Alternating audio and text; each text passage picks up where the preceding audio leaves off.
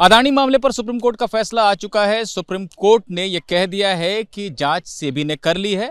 अब जांच के लिए एसआईटी बनाने या जांच सीबीआई को सौंपने की जरूरत नहीं है। सेबी ने जो जांच की है वो पर्याप्त है।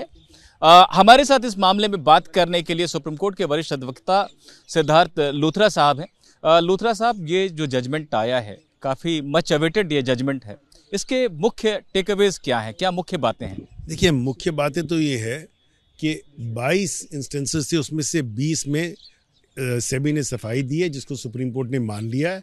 सुप्रीम कोर्ट ने कहा है कि सेबी का जो रेगुलेटरी फ्रेमवर्क है, सेबी के जो प्रावधान है वो सही हैं और रोबस्ट हैं और उनमें कोई कमी नहीं है। और जो सेबी ने रिपोर्ट दी वही महत्वपूर्ण है और बाकी जो हिंडनबर्ग की रिपोर्ट है या OCCRP की रिपोर्ट है उसकी मानता नहीं है।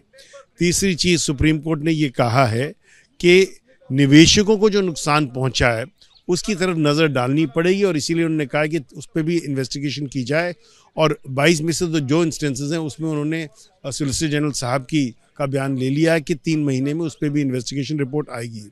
इसलिए मेरा मानना है कि अगर पूरी नज़र से देखा जाए तो भारत के लिए महत्वपूर्ण है कि भारत के लिए कि जो हमारा रेगुलेटरी मैकेनिज्म है, सेबी है, जो रेगुलेशंस हैं उनकी, वो उन पे जो सुप्रीम कोर्ट ने नज़र डाल के उनको अप्रूव किया है, ये भारत के लिए इंटरनेशनली भी इम्पोर्टेंट है। क्योंकि जो लोग हमारे यहाँ इन्वेस्टमेंट करते हैं तो उनको अब लगेगा कि भारत में एक सिस्टम है जहाँ वो सेफली इन्वेस्टमेंट कर सकते हैं। एक बात और, ये सुनवाई के दौरान सॉलिसिटर जनरल ने याचिकाकर्ता पक्ष के जो वकील थे उनके बारे में भी आरोप लगाया था कि पहले भारत से बाहर जानकारी भेजी जाती है, उसको विदेश में छपवाते हैं, फिर वो रिपोर्ट को आधार बनाकर सुप्रीम कोर्ट में याचिका दाखिल कर देते हैं। आज सुप्रीम कोर्ट ने कहा है कि अखबारों में छपी बात या मीडिया रिपोर्ट्स के आधार पर इस तरह से जिसका कोई ठोस आधार नहीं है उस पर PIL नहीं होनी चाहिए। इसे आप कैसे देखते हैं? सन 2005 में आपको याद होगा डॉक्टर बी सिंह की जजमेंट आई थी, जब सुप्रीम कोर्ट ने कहा था कि अखबारों की रिपोर्टों पे PIL याचिका नहीं दाखिल की जाए। तो आज भी सुप्रीम कोर्ट ने यही व्यू लिया है।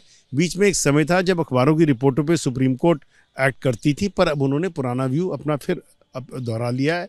रह गई मेरे लायक दोस्त सॉलिसिटर जनरल की बात, वो उनका एक नज़रिया था, मुझे लगता नहीं उसमें जजमेंट पे कोई जिक्र आया है। बहस में हम बहुत कुछ कहते हैं पर जजमेंट में उसमें कोई आया होगा रेफरेंस तो तब देखी जाएगी। PIL जनहित में की जाए और ठोस रिसर्च के आधार पर की जाए, यही सुप्रीम कोर्ट ने कहा है। ठोस सबूतों पे PIL की जाए, जनहित में की जाए, ये दो चीजें, इसीलिए PIL बनी थी। इसीलिए सुप्रीम कोर्ट ने जनहित को देखते हुए निवेशकों की जो इन्वेस्टमेंट है उसकी तरफ नजर डाली और कहा है कि उस पर भी इन्वेस्टिगेशन की जाए। सिद्धार्थ लूथरा साहब ने हमें बहुत विस्तार से बताया फैसले के बारे में।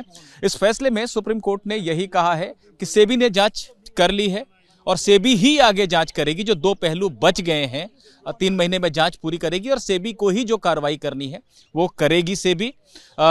रही बात याचिका में उठाई गई बातों पर, तो सुप्रीम कोर्ट ने कहीं ना कहीं ये माना है कि ये बहुत ठोस आधार पर याचिकाकर्ताओं ने अपनी बातों को नहीं रखा था। अखबारों में छपी रिपोर्ट्स को लाकर एक PIL की शक्ल में दाखिल किया गया, जिसके आधार पर सेबी जैसी संस्था की विश्वसनीयता पे संदेह करना सही नहीं होगा। सुप्रीम कोर्ट ने यह कहते हुए आज इस मामले का निपटारा कर दिया है। निपुण सहगल, ABP न्यूज़, दिल्ली।